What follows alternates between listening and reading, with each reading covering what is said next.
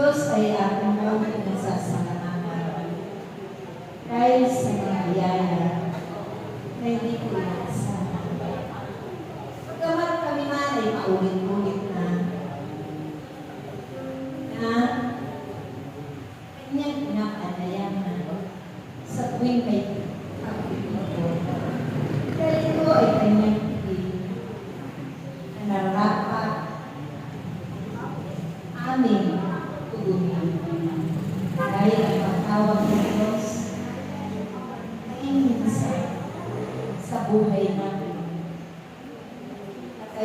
Na tayong lahat ay binibiyayaan niya ng mga biyaya at pagpapala.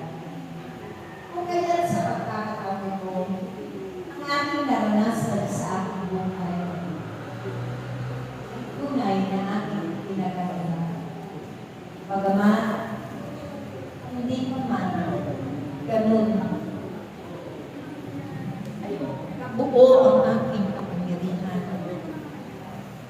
Tulad ng aking mga kapatid na narito, subalit ako'y umaasa na ibibigay ng Diyos sa takdang panahon. At ito'y nalalapit na aking mga kapatid. Ako'y nasisyahan ng lubusan.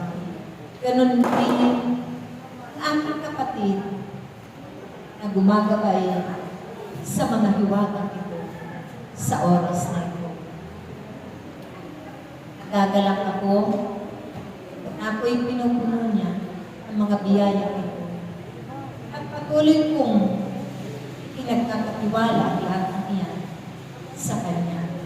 Kaya ang mataas na papurit pasasalamat ay aking ibinabalik.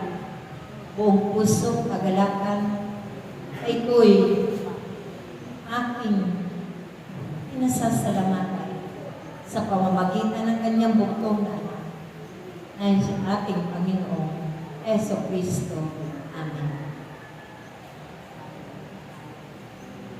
Hindi po sa lalo lang na kayamang yawi para bigyan ka ako ng kapangyarihan.